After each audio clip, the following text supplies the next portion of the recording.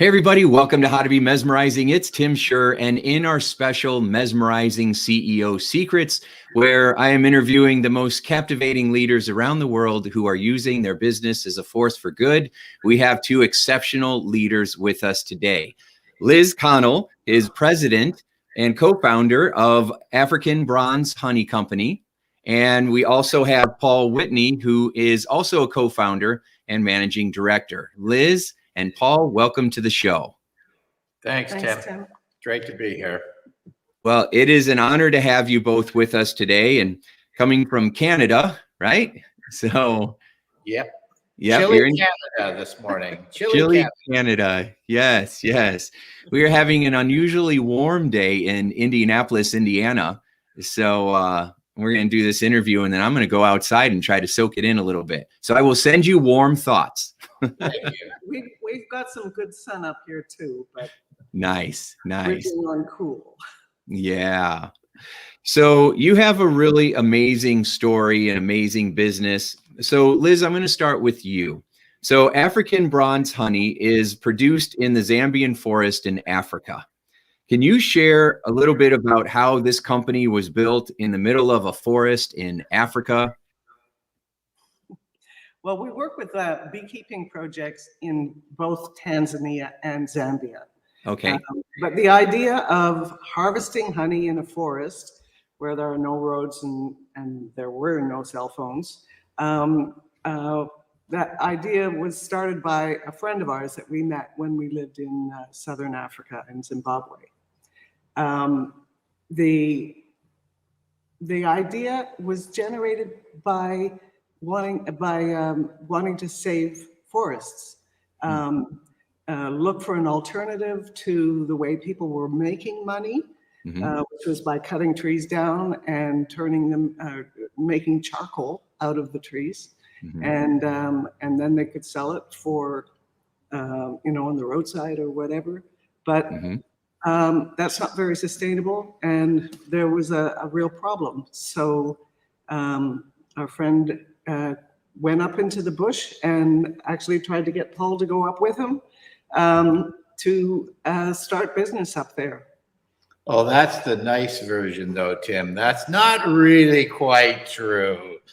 So in fact, Dan Ball, a Zambian Canadian, asked us to go into business with him in this forest, the last pristine forest of Africa, where Stanley finally found Livingston, a home of Victoria Falls. It is the remotest place on the planet. And wow. Dan decided that what he was going to do is help these remote people up there that had no income and were sort of slowly cutting down the forest. And he said, come on up and let's do business. And I said, not a chance, baby. We're not going, there's nothing up there. There's not even a road, not a cell phone. So we actually came back to Canada and left Dan there. And he started a business with 24 beekeepers, and today they have about 10,000 of them. Wow. And they, his whole setup, his whole practice, is transferable, and so other people in other countries have started doing the same thing. So we worked with a project in Tanzania, and they employ about 6,000 beekeepers, and they work in protected forest areas, national parks, and it's amazing because really this forest once spread across that whole part of Southern Africa, and what these projects are doing is helping to preserve these forests. That's amazing. That's amazing. 16,000 employees that might have had no other way to survive except cut down the forests that they love. They're independent entrepreneurs. Yeah, they have their own businesses. It's actually really remarkable. Really? Yeah. So each beekeeper has their own business.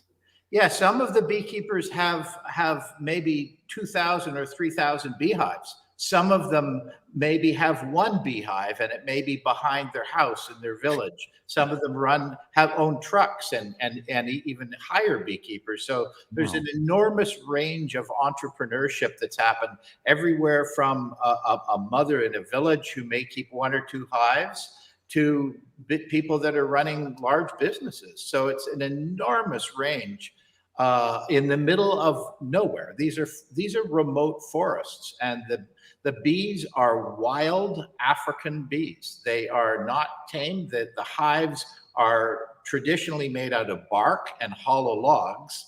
And nowadays they're making them out of wood, a very, very simple and basic hive. And they put them way up in the canopy, maybe 30 or 40 feet up in the air.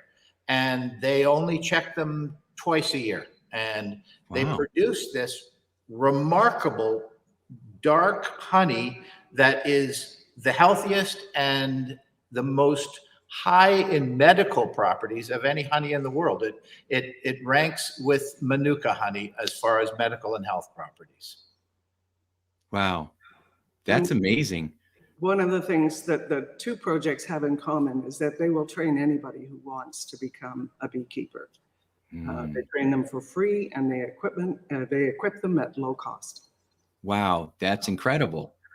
So how did that get started then? Teaching an entrepreneurial mindset and then equipping people for free, those who are wanting to go that direction. How did that happen? Well, it really was.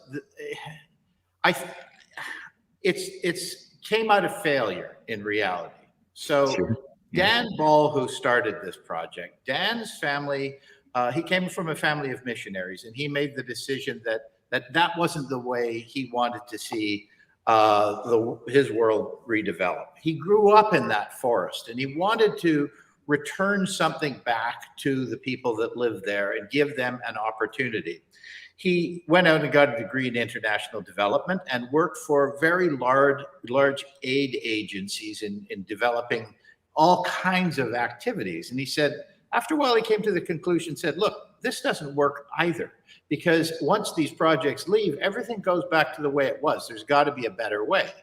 So he approached us and said, look, you're in business, you're an entrepreneur. Like, what about business? I'd like to do some business stuff up there. And it was, in reality, he talked about many different businesses, all of them failed until the last one, which was a beekeeping project, which we declined on. And he said, I think that this is the way forward. We can protect the trees, protect the forests, and we can create sustainable incomes for people. We thought he was mad as a hatter, and he wasn't. He was just driven to solve an enormous problem.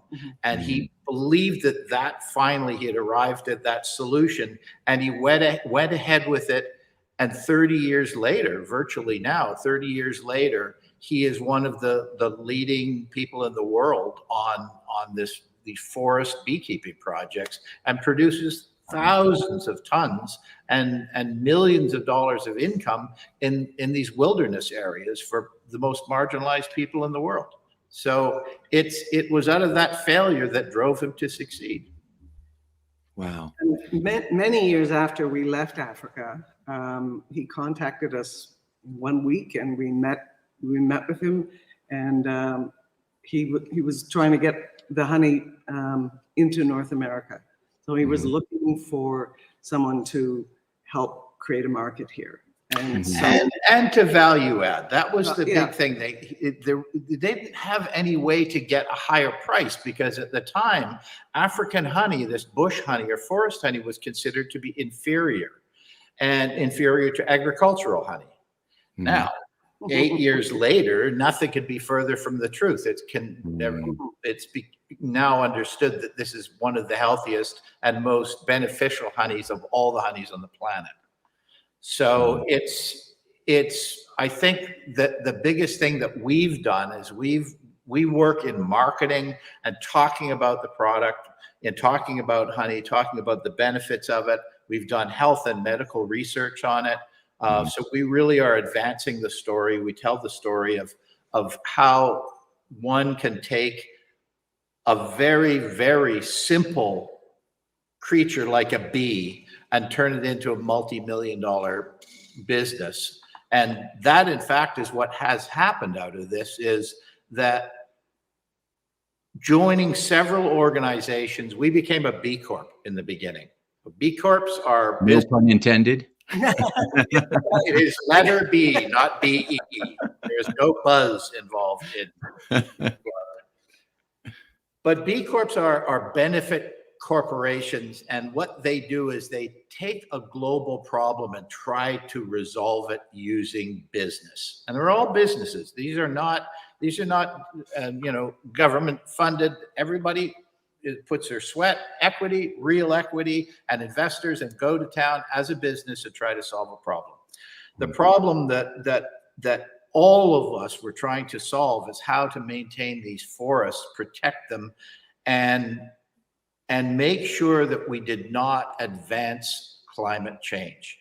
These old growth forests are the biggest carbon sink that we have, some of the biggest carbon sinks on the planet. And they consume carbon like crazy. And if you don't have those forests, if they're gone, that carbon is released and no carbon will go back into the soil. So that was the problem that we were trying to resolve. In the meantime, it took us 8 years to figure out how to value add and how to sell honey that nobody knew about. So therein lies the magic in between. Yeah. Wow. Amazing. So, you talked about how entrepreneurs and B Corps and visionaries like the both of you are always looking for how do we solve big problems. And it's pretty amazing how saving a rainforest and providing sustainable income for people who are living in the middle of a remote place, or how you're solving two really huge problems at the same time is really special. So, now it seems like, at least Paul, when we talked before, you're looking at two other, problems that you're trying to solve with your company. And so the first was, you talk about selling social action value. So can the both of you talk about, or Liz, help me understand what selling social action values means? Well, we see ourselves as a values-led company, and we sell through a bunch of different sales channels. We sell direct to business, B2B. And when we do that, we look for like-minded businesses so that our impact will make a bigger impact, because we're selling to somebody who's going to do more good with it than what we started with. So we're a values-led company, and that's one of our things as a B Corp, is that when you become a B Corp, first of all, you have to meet a certain standard, which is, that you're good on your environment, your employees, your community, and to the producers as well. So we have to, when you become a B Corp, you have to sign a change to your articles of incorporation. And what we say, and what we had to sign to, was that we would make sure that everything that we do, it's not profit at all cost. We have to make sure that the things that we do are good for all the people along the chain, from the producer to the employees to the environment. And so that's really the baseline for our company. Every time we do something, we ask ourselves all these things. Yeah, traditional corporations, they have as their number one motivation, they want to return the largest amount of capital back to their shareholders. And that's not a bad thing. We don't think that that's a bad thing. But B Corps do something different. They redefine profit and what the return is. And they also, I think, at the same time, redefine business in the sense that what Liz was mentioning, they incorporate into your DNA of your company the values that you want to reflect. For instance, we are certified organic. We're fair trade. We're a woman-owned company. We work with projects in marginalized areas, on and on. You know many of those things. Mm-hmm. We really tried to take that, I think, beyond the idea of doing good. And in fact, this year we've looked at moving from organic, which is a tremendous movement. It's a great idea, and I'm not trying to diss it, Mm-hmm. but the new organic is called regenerative. Mm-hmm. Regenerative means that you're putting back more than you take out. Mm-hmm. And that, I think, has become that's our DNA now for our business. You always had the phrase making 1 + 1 = 3. 3, yeah. Which is really what regenerative is. The idea that when you do something, not only do you get, what would be the normal results, something else better happens too. Well, what making 1 + 1 = 3 is really cool, but that could be just about dollars. Mm-hmm. Regenerative is not about dollars. It's about very broad scope. It's a much broader thinking. It encompasses everything. And Tim, I've subscribed to that link that you sent, and I have been going through many of the commentaries that you bring about thinking, how we think, how we behave, mm-hmm. how we speak to ourselves and about ourselves. Mm-hmm. And I think the one thing that we've really come to understand is that you can't just sit and say, we're going to do things different. Mm-hmm. You have to be different. Mm-hmm. You in fact have to reinvent yourself, and maybe reinvent a lot of things that are within your sphere. And in fact, you've got to think about all of the things that you normally do, and you don't think, you're on autopilot. And right. You asked about a couple of things specifically. Well, to give an example of that is we're going through a design process right now and working with enormously creative students that are the groups of designers. And we sat down and said, wait a minute, we're going to redesign all this stuff, but we're going to end up with packaging that we've got to package, and it's going to look fabulous. Yeah. But we're going to end up with packaging that's, no matter which way you put it, it's waste.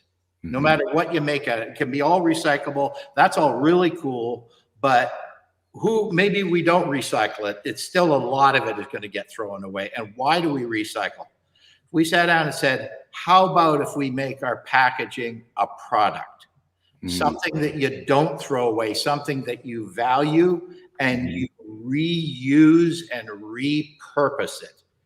It's actually a product, and it tells your story in such a huge way that you've now got a vessel, a container that keeps your product safe, clean, sterile, packs, ships it all over the world. It's safe as anything. But then you take that package and you turn it into something else that you can do yourself, and you reuse it to, in fact, add value to your life, because you become a creative individual that's involved in the packaging and to repurposing it into something else. So I think it's like taking a leap like that if you really want change, you have to quote Gandhi, you have to be the change. You can't just think about, I'm going to make a change. You have to be it.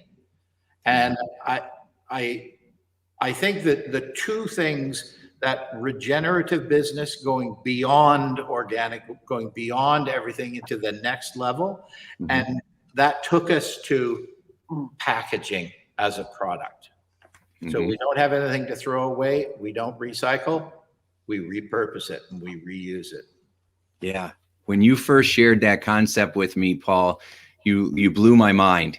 I mean, it was so out of the box thinking. It was so innovative, and it just got my mind thinking that, that when you're asking these questions about what's possible and how could we use our packaging and turn it into a product itself, and then take that and turn it into another product and just keep finding ways of turning it into something else that's valuable, so that we don't have so many plastic bags and cardboard boxes. And I mean, when we moved into a shipping or, shop from home model because of COVID, oh my goodness, the amount of cardboard boxes and plastics that are being shipped out, we already had a problem with it. So this is genius. This regenerative model is, a 21st century idea. And I'm excited that you are reaching out to students, especially these younger generations who are being raised with a more of an entrepreneurial mindset anyway, and believe in collaboration. Because so many times we're like, well, I have no idea how to solve that problem, but that's why we collaborate with each other and why we're brainstorming. That's why I wanted to shine a light on what you're doing. And maybe somebody that's listening in my audience that hears you, I'll be able to connect you to, or you guys will connect organically and say, hey, I have ideas and this is what we're doing here. And that's how this magic happens. It's very exciting. That biblical parable, give a man a fish. Yeah. They'll eat for a day, teach them the fish, and they'll eat forever. Well, yeah. I think what we want to do is teach people how to think for themselves. And that is even greater, how to create things. And that, I think, is you get something that normally you throw away. Now you've got something that you can actually think, and it opens up your mind to solving other problems. And I think that's the greater thing that we can all do in using not just business, but at the core of what we all do. How can we add to each other's knowledge and each other's ability to solve problems? And I think that is the world that we've all decided that we want to see. Now we're figuring out how to get there. What's the best way to get there? Yeah, I love it. When I've done provided innovation programs for companies just to help people to think like an innovator, the thing that I focus on there, the item that I focus on the most, is getting people to believe that they are creative and that they do have ideas for how they could improve something, even if it's just 1% better. Because the biggest obstacle is ourselves. Well, I'm not a creative person. Oh, I don't know how to do that stuff. Or we put so much pressure on ourselves to figure it out, as opposed to just brainstorming with people who think completely different than ourselves, which is why diversity is so important. And but because we have these limiting beliefs in our mind that most people don't even know are there, these unconscious biases, that for me personally, coming from a psychology perspective, is one of our biggest obstacles. If we can get out of our own way, the ideas will organically happen. We just got to create a psychologically safe environment where people are, associate pleasure and comfort and joy to collaborating and sharing their ideas instead of being afraid of the scrutiny. What you just said really triggered a recollection of when we started, and it's very important, I think, in today's world when we talk about diversity. So when we lived in Africa, we noted that there were trillions of dollars of aid that was being sent over to help solve problems in Africa, to help fix Africa. And in fact, I would say that I personally, I'll just speak for myself, I felt that I had something that I could offer to help fix those darn problems. And we can whip this problem in no time flat.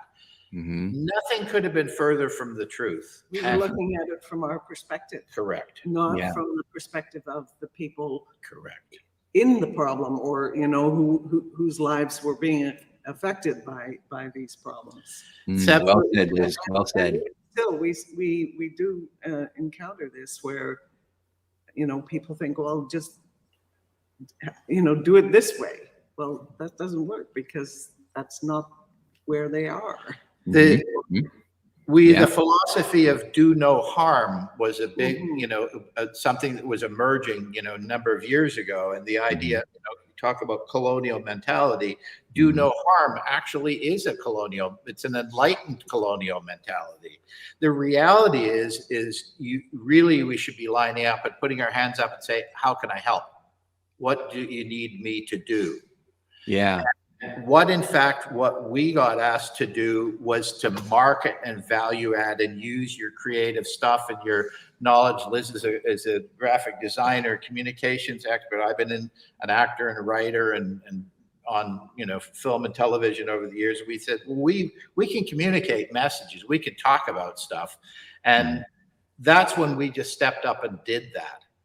Out of that, lo and behold, what happens out of that is everybody started motivating each other, and everybody started in a positive way one-upping each other, and and it's still business. We're still business. Yeah. We're not competitors. We're companion athletes, I guess, where it's like we're all on the same sprint team, and we pass the baton from time to time, and we try to race ahead and see where we're going to try and solve this enormous problem of saving these enormous forests. And I will say that the bottom line that I've come away with over this last period of 8 years that we've been doing this: think big.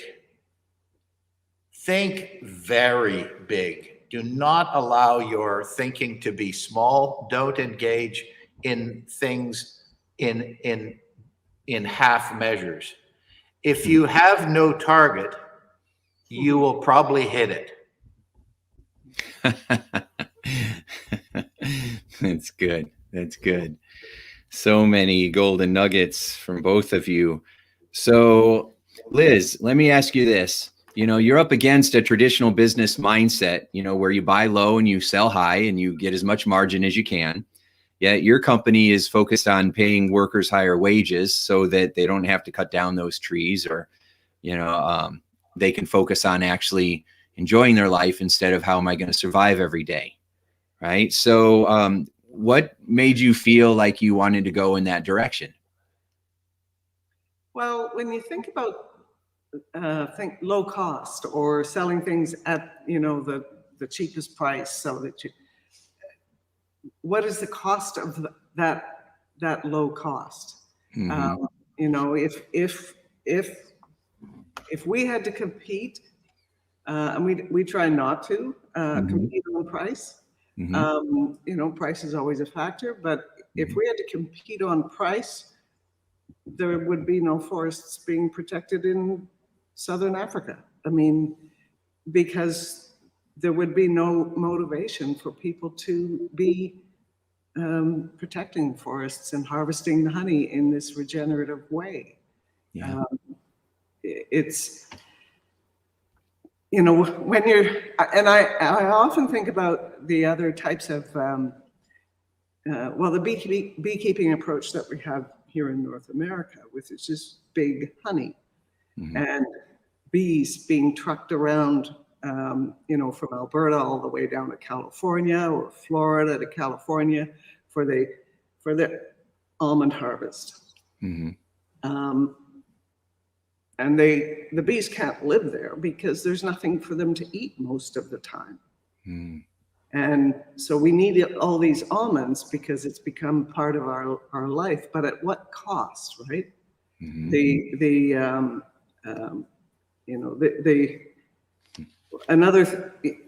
Another part of that cost, thinking about beekeeping or the big honey in North America here is the cost to the environment. Paul mentioned earlier that the forests are saving or capturing, the one project in Tanzania captures about 200,000 tons of carbon a year. It works out to about 2 kgs of CO2 per jar of honey. 5 pounds. Which is, interestingly, comparable to, we talk liters here in Canada, a liter of gasoline will produce about the same amount of carbon. So you can get a jar of honey or drive as far as it'll take you. A quarter gallon of gas. Yeah, a quarter gallon of gas. Wow. So nothing comes without a cost, right? You can pay less for it, but it means you're paying more on the other end. Well, that's a powerful, yeah. Oh, I'm sorry. Go ahead, Liz. That's it. You're just paying more on the other end. There's no way you can get around it. It's a powerful question. I mean, what's the unmeasured cost? Yeah. What's the unmeasured cost to the people, to the planet, to the animals, right? To our next generation? It's a very powerful question. Yeah. We seem to have gotten to the point where we, at all costs, we want to get to the lowest cost. Mm-hmm. And it is a race to the bottom. Mm-hmm. And we have to, we have to start understanding that we need to think about our spending as an investment in our future. Mm. It's not just a new TV or a new car or whatever it is. Mm-hmm. How long do you need this item? How long will it last? What will happen to it at the end of its maybe very early life? Will you even need it next year? I think we've got to start thinking about how we behave as consumers and where are we putting our investments. And I will say this, Tim, I was so delighted in reading your blogs and talking about the idea of investing in ourselves. And that's in fact what you talk about. And it's the same concept is, do I need to invest in myself by buying a new car? Or could I invest in myself maybe to make myself in feeling more fulfilled as a human being, or to be happier? What is truly happy? Will a TV make me happy? Not likely. I think there are many other ways of making ourselves happy. And part of that is the reward that we get through thinking through our actions and looking at what the downstream effect of that is. Yeah. I love it. It's a bigger viewpoint, right? We could get that TV and it feels good for a little while, but creating fulfillment, upgrading our unconscious beliefs, feeling more love and self-acceptance, that's a long-term approach to sustainable happiness, to a feeling of ease inside. And it's the same if you're running a company, right? You can get those short-term gains, or you can focus on short-term fixes, but then it ends up costing you on the long term. Or you can focus on developing your people and creating a diverse environment where people feel like they belong and they have meaningful work, and what they're doing is making an impact, and they can go home and feel good about themselves. And as Zig Ziglar once said, a legacy isn't something that you leave for somebody, it's something you leave inside of somebody, right? And we're all, I think that those of us, like the three of us, that's what our message is about, right? How do we create a legacy for people to feel more joyful as they go through this experience? So they're not just trying to get through the day, but you're actually getting from today. Yeah. So Tim, interestingly enough, I was just thinking about parks the other day and how we've decided that we will have our beautiful areas that we'll set aside, and they call it that. We're set aside this land to be our park and to save it for the future. Mm-hmm. I think about that concept and what a great idea it was. That the idea that we'll live over here and we'll live in a hellhole, but then we can go to this nice park when we're a little too tired of the hellhole that we've created to live in. Why not just get rid of both of those concepts and create a park and keep a park and live in it where we live, and let ourselves live in a beautiful place instead of living in some sort of suburban prison? Why not create a different place that we live and can actually be in a park, or be in a place that feels like it's in the middle of a wilderness area? Why not? Why can't we do that? Well, these are the questions that people are asking now, especially in urban places, where people are wanting to figure out, how do we create with nature, and live with the planet instead of conquering it. And so these are exciting questions, and a lot more people are asking them. And so we got to keep asking those big questions. Like you said, we got to think big. And so I love it. All right. So let me ask you this real quick. So Liz, you urge business leaders both of you do really to stay ahead of the curve by regularly asking customers for what they want. And research is showing that more customers want to purchase goods that are doing good for people and the planet. So how is it that what message do you have for other business leaders and owners that are watching and listening to this interview right now who want to do good, but they also got to make sure that they're profitable and hitting their numbers, and what you've learned about staying connected to your customers and realizing that these customers are wanting these products. They want to buy something and then feel like they made a difference at the same time. So tell us a little bit about that. I think one of the key points there is trust, where your customer has to trust you and they have to be able to see and feel that you're telling them the truth, and that they can verify it some other way, in other words, some sort of transparency. So, what we try to do is tell the whole story, and let people make a decision based on that. Yeah, I really like that a lot. Be honest, tell the whole story. I think people respect you more, and as opposed to these companies that will do stuff because it seems trendy, but then they're not consistent. And then they just switch to the next trend. And then people are smart enough to recognize that and aren't falling for that anymore. So I like that idea. So one more question, Paul, the last time we talked, you mentioned something that I thought was super creative.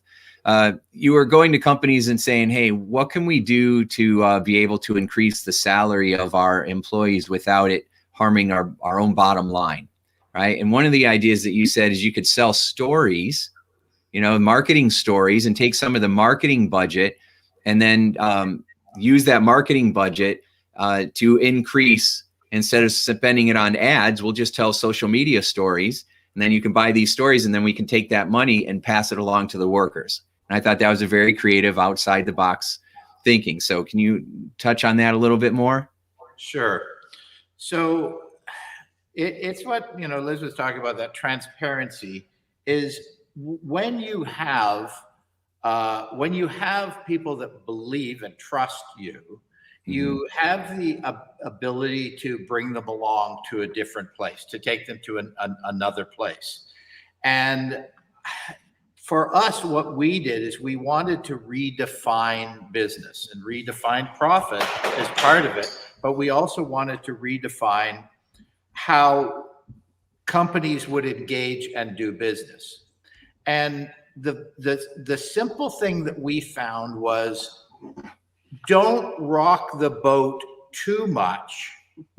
Just build a little bit bigger boat, and you will be a lot safer. And what we did is we sat down and said, well, what if yes, this company needs a stable price for their honey that they were buying from us. Business hates things to change. They want stability.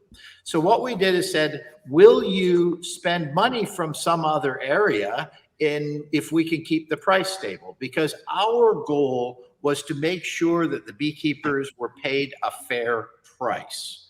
And in order to maintain that, the price of honey goes up and down. So we said, where else can you find money? Where else do you spend lots of money in your company? Marketing. Everybody spends a ton of money on marketing. And we said, what if we delivered the best marketing in the world? And we will give you deliverables, we'll give you video, we'll give you stories, we'll give you interviews, we'll give you the truth about how to change the world and why your company has chosen our product to enhance your product. And you will go out and tell your story and our story, and a great story that brings the customer in and giving them an entirely new experience in consuming an ethical product. So we just simply took some of that money that was going out into the digital realm and converted it to cash that went back to beekeepers. And we're doing exactly that right now. I've just got to add this little part, because Liz touched on it, the carbon offsets that were being created by forest beekeeping. We're now monetizing that as a credit that you can buy when you check out from your online marketplace through whether it's Shopify or whatever it is. You will be able to buy a social and carbon credit offset so that you will be able to purchase doing some good, and that money will go directly back to enhancing beekeeping projects, enhancing greater carbon uptake, and actually growing these forests in Africa.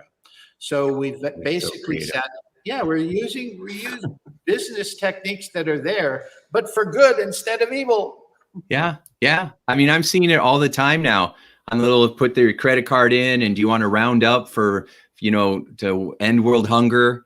You want to round up for, helping kids with cancer. I mean, it's just, and people are using their sense, and to be able to do that. And that really adds up, when you have 1 million people adding 35 cents on every time they go shopping. I mean, that adds up in a big way. So, wow, this has been so good. So, Liz, how can people learn more about African bronze honey? Well, we have a website and an online store, africanbronzehoney.com.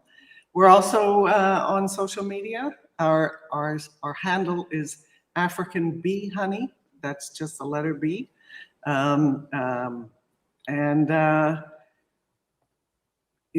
If somebody doesn't want to shop online, but if they want to buy it at their local store and it's not available there, they can have their local store contact us. We market through a B2B wholesale platform called fair.com. And so, we are available to any retailer who wants to purchase. That's brilliant. So everybody ask for that. Go to your store and then start asking for this African honey. And yeah, that's brilliant. Paul, what were you going to say? Email us too. We love answering questions. So info@AfricanBronzeHoney, or Liz or Paul @ We'd love to hear from you.